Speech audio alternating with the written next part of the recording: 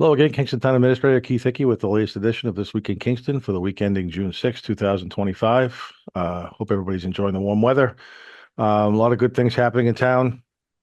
We had a Board of Selectmen meeting this past Tuesday night, and we'll just go over some of the things that the board talked about so you are aware of what's happening.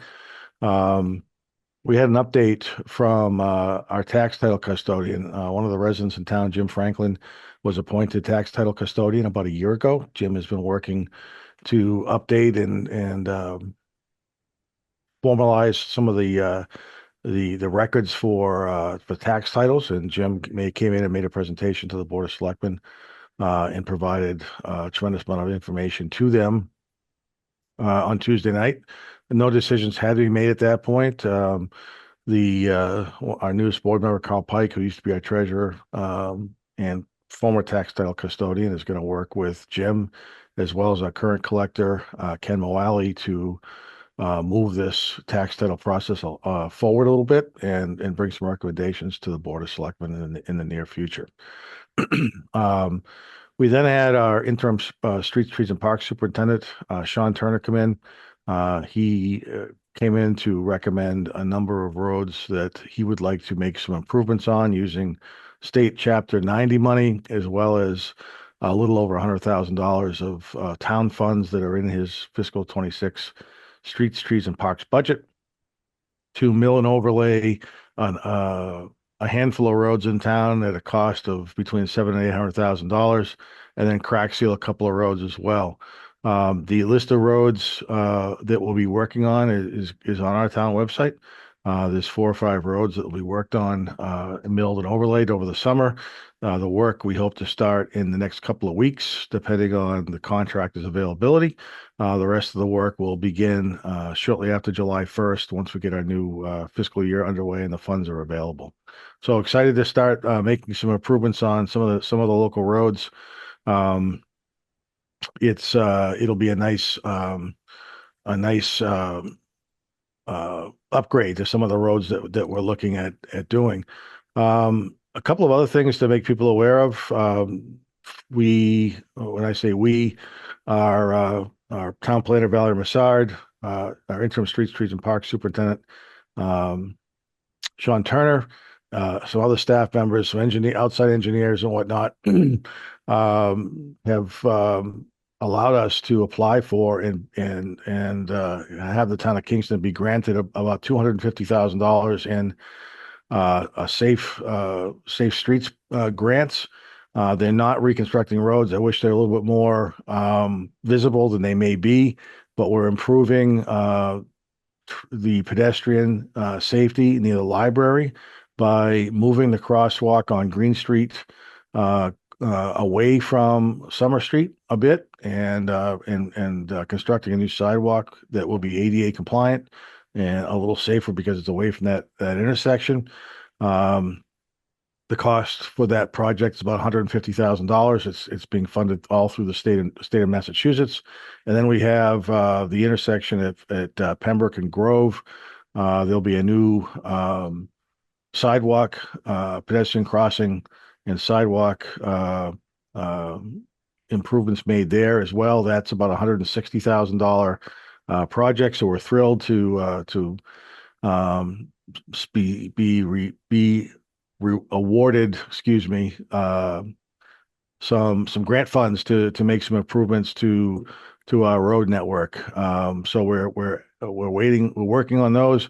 There's also been some work. We've seen some draft um, plans that haven't been finalized yet from Mass DOT. They're looking to replace the Smith Road Bridge, and they'll be having some public comment sections coming up in the next few months. They are looking at um, replacing some of the traffic signals up on Smith's Lane near the intersection and entrance of the Kingston Collection to have some roundabouts rather than traffic signals. So it'll be a little bit different look up there at some point in the near future, but will improve traffic flow and improve safety. So people will certainly have the opportunity to voice any comments, both positive and negative, about those during some public hearings that the state schedules in Kingston sometime in the near future. Moving on from that, we had a 1-day liquor license for the First Parish Church yard sale for June 14th. That was approved. We had a new common victual license for Happy Jan's Ice Cream that's going up on 269 Pembroke Street. So we welcome them to town. Glad that they're coming into town and filling an empty spot right now. We had a resident who was asking to have the board reconsider closing the transfer station on Monday evenings, starting July 1st with our fiscal 26 budget. One of the things that was eliminated to balance our budget without a Proposition 2.5 override was the elimination of the transfer station being open from 3:45 to 7:45. That starts July 1st. There's a cost to do that annually of about $22,000. That was part of the reason that there was an elimination of those hours. During the wintertime, we're only seeing 4 or 5 cars an hour. Certainly in the summertime, we're seeing between 40 and 50 cars, I believe, an hour. So it's busier, certainly in the summertime. But there's also some operational challenges if we were to keep the transfer station hours in the evening through after July 1st and opening later on. There's some operational challenges with trying to get rid of the trash we collect over the weekend. Ultimately, the board, considered that there was a fairly lengthy conversation, and the board voted to not continue the transfer station hours in the evening. So starting July 1st, on Monday evenings, the transfer station will close at 3:45 like it does every other day that it's open. So wish we could have been a little more flexible with that, but unfortunately, it's just a cost-saving matter. We were asked by the state to appoint an additional assistant animal inspector. We've done that. Our police chief volunteered to be that animal inspector. So the Board of Selectmen appointed him for that. We had a very generous donation from Richard and Lynn Aruda of $100 for the Kingston Memorial Day Parade and the cookout afterwards. We had a board member appointed to the Plymouth County Advisory Board. We were fortunate enough to have a couple of individuals request to be appointed to the Council on Aging Advisory Board. Deborah Bruno is going to be an associate member effective June 30th, and I'm sorry, effective immediately. And Gail DiTomaso, and I apologize, it was affected as a regular member. We had an appointment of Paula Berry and Mike Lenatra to our 300th anniversary committee. We appointed a Council on Aging driver, and we declared some old floats at the Idina that were replaced by new metal floats. We deem them surplus. We'll be selling those or disposing of those.